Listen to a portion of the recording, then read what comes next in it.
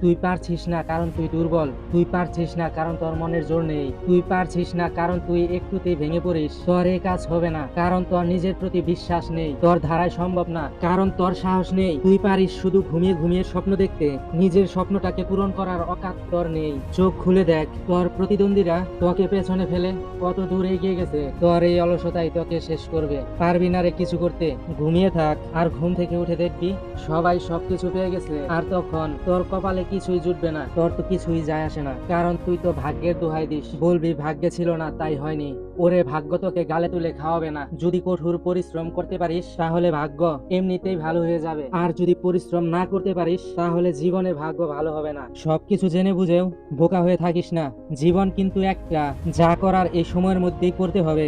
Excuse দিবি না কারণ আজ পর্যন্ত তুই যে কিছুই করতে পারিসনি তার প্রধান কারণ হলো এক্সকিউজ। আমি তোকে বারণ করব না বা আমি তোকে বলবো না, অনেক বলেছি কিন্তু আর না, যদি ইচ্ছা থাকে যদি সাহস থাকে তাহলে আজ থেকে শুরু কর। ও তুই তো ভীতু, এখনো ভয় পেয়ে যাচ্ছিস, কিসের ভয় ভাই? কিছু তো করতেই পারিসনি তো কি হারাবার ভয় পাচ্ছিস? কাকে ভয় পাচ্ছিস? কেন ভয় পাচ্ছিস? কিসের জন্য ভয় পাচ্ছিস? কেউ কিছুই করতে পারবে না, শুধু একটা বার সাহস করে শুরু তো কর, একটা বার সাহস করে উঠে তো দাঁড়া। মনের যদি জোর থাকে তাহলে পৃথিবীর কোনো শক্তি তোকে বাধা দিতে পারবে না। প্রশ্ন কঠিন আসলে তবেই তো নাম্বার পাওয়ার মজাটা বাড়বে, প্রশ্ন সহজ এলে সবাই তো 100 পাবে। তুই যে কাজটা করতে চাইছিস সেটা সত্যি কঠিন, আর কঠিন বলেই এই কাজটা তোকেই করতে হবে, কারণ কেউ সহজ কাজ করে সুপার হিরো হয় না, সুপার হিরো হতে গেলে বড় কিছু করে দেখাতে হবে। মনে যদি একবার জেদ চাপে যে আমি এই কাজ করব, তাহলে পৃথিবীর সমস্ত শক্তি তোকে বাধা দিতে পারবে না। তোর নিজের কোনো ধারণা নেই তোর ক্ষমতা সম্পর্কে, নিজেকে চিনতে শিখ,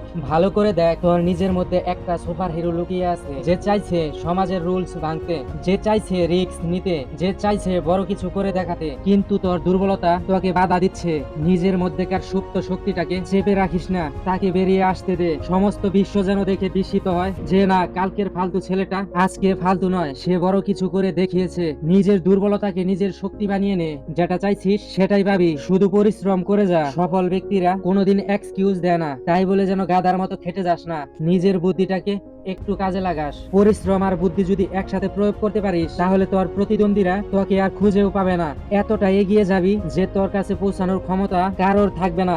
রাখ মোটিভেশনাল ভিডিও, রাখ ইউটিউব, নিজের মোটিভেশন তুই নিজেই। হ্যাঁ, এখনই শুরু কর, নিজেই নিজেকে কথা দে যে আজ থেকে সবকিছু বদলে দেব। আরে হ্যাঁ, তুই একবার নিজেকে কথা দিয়েছিস মানে তুই করে দেখাতে পারবি, because you are a super hero. HPR studio 1.m এর পক্ষ থেকে আমি রতন, তোমার স্বপ্নের প্রতি আমার বিশ্বাস আছে, আর আমি জানি তুমি তোমার স্বপ্নকে একদিন সত্যি করে তুলবেই তুলবে।